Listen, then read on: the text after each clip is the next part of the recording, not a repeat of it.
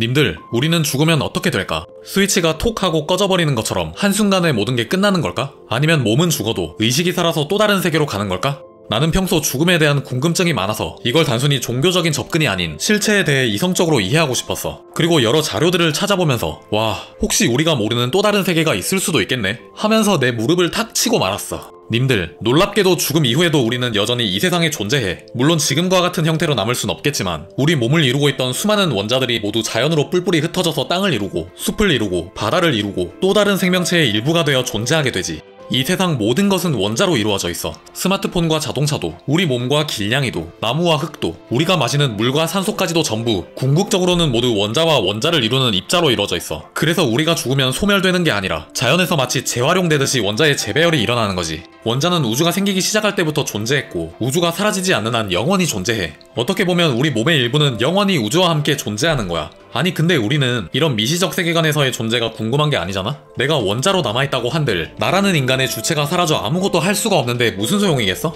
내 영혼이 그리고 내 의식이 여전히 남아서 사랑하는 내 가족을 멀리서 지켜볼 수 있는지, 오래전 먼저 떠난 부모님을 다시 만날 수 있는지, 그리고 지금처럼 생각하고 기쁨도 슬픔도 느낄 수 있는지 궁금한 거야. 인류는 지금까지 죽음이란 무엇이며 죽음 이후에 어떻게 되는지를 아주 오랜 세월에 걸쳐 다양하게 연구해왔지만 안타깝게도 큰 성과를 거두진 못했어. 대부분의 의사들은 유물론과 실증주의에 입각해 인간의 정체성은 눈에 보이는 육체에 국한된 것이고 영혼이란 건 존재하지 않으며 뇌가 작동을 멈추면 우리의 의식도 사라지는 걸로 보지. 즉 눈에 보이지 않는 영적 체험이나 현상은 인정할 수 없다 이 말이야. 1960년대부터 심폐소생술이 발달해 심장이 멎어 뇌 활동이 중지된 사람을 살려내기 시작했어. 근데 사망 판정을 받고 다시 살아난 사람들 중 일부가 죽어있는 동안 이상한 걸 봤다는 경험담이 하나둘씩 나오기 시작해. 대부분의 의사나 과학자들은 이걸 꿈이나 환각 정도로 여겼지. 근데 점점 증언자가 많아졌고 사망 판정을 받고 깨어난 사람의 대략 10에서 25% 정도가 심장과 뇌 활동이 멈춘 동안 근사 체험을 경험했다고 해. 그리고 이들의 증언은 놀라울 정도로 구체적이고 공통적인 특징이 있었어. 이 사람들이 본 걸 꿈이나 환각이라고 단정할 수도 없어. 근사 체험은 뇌 활동이 멈췄을 때 경험하는 건데 우리 의식은 뇌에서 만들어내거든. 전원 코드가 뽑힌 TV로 넷플릭스를 볼 수 없듯이 뇌가 활동을 안 할 때 기억이나 경험 같은 건 있을 수 없어. 이런 현상은 우리 상식으로는 도저히 이해할 수 없고 과학적으로 설명할 방법도 없지. 실제 사례 중에 미국 병원의 마취과에서 근무하는 한국인 의사가 있었어. 동료 의사 중에는 평소 동양인을 비하하던 인성 쓰레기 외과 의사가 있었는데 이 외과 의사는 한국인 의사를 늘 무시했어. 그러던 어느 날 이 외과 의사가 갑자기 심장이 멎는 사태가 발생해 의료진들이 달려들어 심폐소생술을 실시했는데 30분이 지나도 반응이 없어서 포기하려 했어. 그때 한국인 의사는 포기하지 않고 혼자 땀을 뻘뻘 흘리며 계속 심폐소생술을 실시했어. 잠시 후 기적적으로 심장이 뛰기 시작해 외과 의사가 살아났지.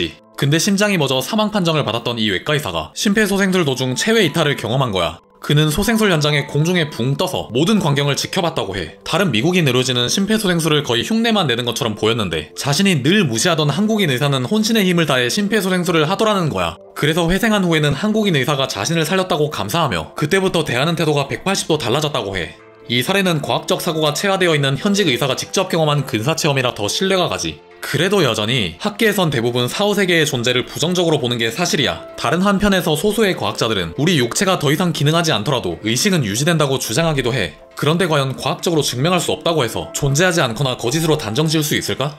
입자임과 동시에 파동인 빛, 살아있는 동시에 죽어있는 슈레딩거의 고양이는 인간의 언어와 상식으로 도저히 설명할 수 없어. 근데 우리는 뭐든지 인간의 상식선에서 이해하려 해. 인간의 언어도 결국 다른 사람들과 소통을 목적으로 우리의 경험과 상식선에서 만든 것일 뿐이야. 과학적으로 증명되지 않는다고 해서, 말이 되지 않는다고 해서 무조건 길을 닫아버리는 건 어리석은 짓이지.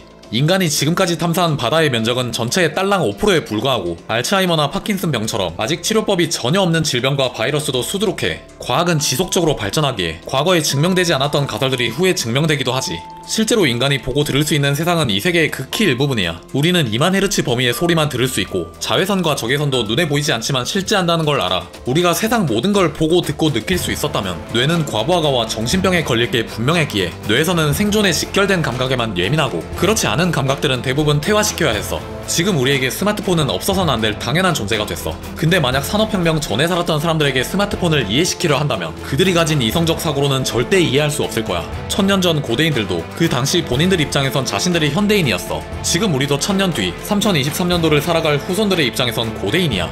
과거 고대인들이 말도 안 된다고 믿었던 사실들의 대부분이 현대인들에겐 너무나 당연한 상식이 됐어. 그러니 광활한 우주에서 인간이 지금까지 밝혀온 과학적 증명만으로 세상의 만물을 해석하려는 건 너무나 오만한 행위야.